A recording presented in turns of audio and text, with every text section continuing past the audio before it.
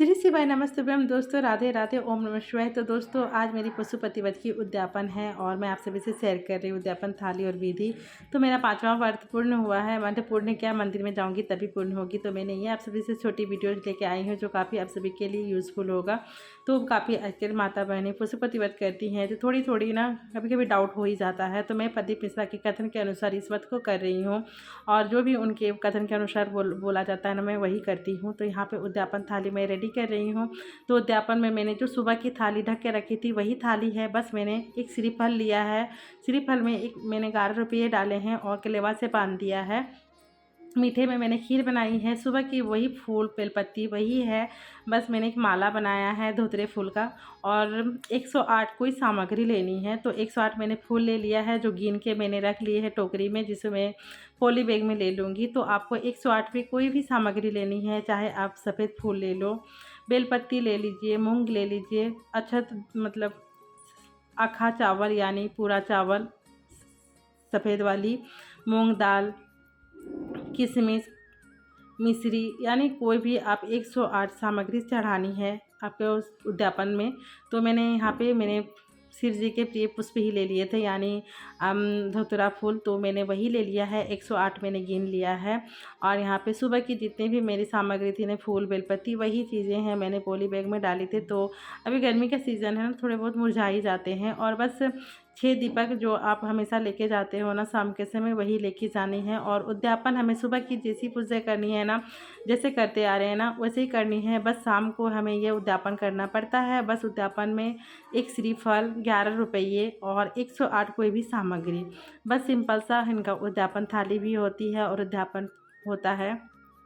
तो यहाँ पे मैंने सारी चीज़ों को रेडी कर लिया था। यहाँ पे मैंने एक कटोरी ले लिया था, यानी 3 कटोरी लेके जानी है जो वहाँ पे मंदिर में प्रसाद लगाने के लिए। तो एक एक चीज़ को ध्यान रखना पड़ता है कि हम कोई कोई चीज़ तो भूल नहीं रहे हैं, क्योंकि भूल जाने से हम फिर वापस नहीं आनी चाहिए, यानी किसी से भी लेना भी नहीं चाहिए। जो भी लेके जानी है घर से लेके जानी है, अपना लेके जाना है। तो ये ऐसा व्रत होता है ना, छोटी छोटी थोड़ी सी चीज़ें मायने रखती है जो गलती नहीं होनी चाहिए।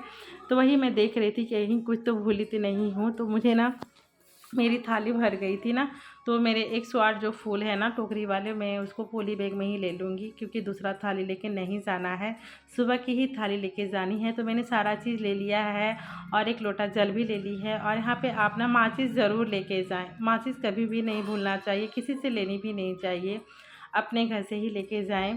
तो ऐसे तो मंदिर में काफ़ी चीज़ें रहती हैं, हमें मंदिर का चीज़ नहीं लेना है। जो भी अपना घर का हम विपदा के लिए करते हैं ना, तो अपने ही घर की सारी सामग्री लेनी चाहिए।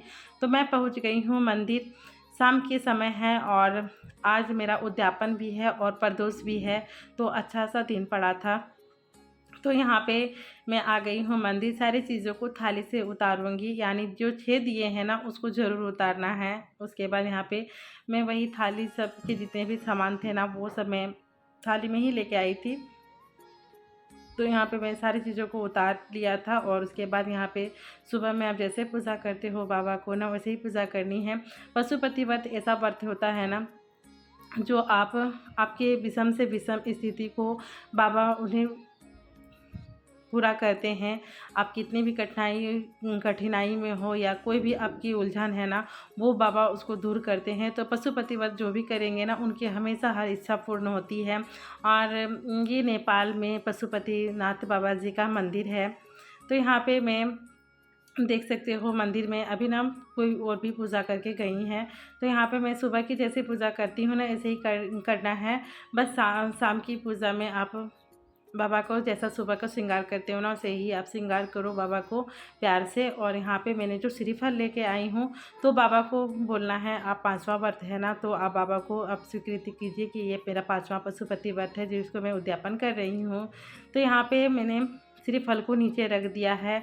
जो जलाधारी के हैं ना उसके नीचे ही रखनी है, क्योंकि जब भी कोई भी फल या हो कुछ भी आप चढ़ा रहे हो ना, जलाधारी में नहीं चढ़ाने चाहिए, वहाँ माता रानी के हस्तकमल होते हैं। तो यहाँ पे मैंने नीचे में श्रीफल रख दिया है। आप उसको श्रीफल को फोड़ना नहीं है, पूरे के पूरे चढ़ानी है जो ये पंडित को जाता है। तो यहाँ पे मैंने 3 भागों में जो प्रसाद लेके आई थी ना मीठा बना के, वो मैंने भागों में बांट लिया था। तो ये मंदिर में ही करनी है। जैसे आप 4 व्रत किए हो ना, वैसे ही 5वां व्रत भी करनी है। बस यही श्रीफल और 108 सामग्री। तो यहाँ पे मैंने पाँचों दियों को लगाऊंगी एक एक करके। मैंने नीचे में अक्षत रखा है और यहाँ पे पांचों दियों को मैं लगा रही हूँ। एक दिया मैं ऐसे ही रखूँगी साइड में। तो जो छठा दिया होता है ना, उसको जलाना नहीं है, उसे घर के दहलीज में यानी चौखट में जलानी है, लेकिन थाली से उतारना ज़रूर है।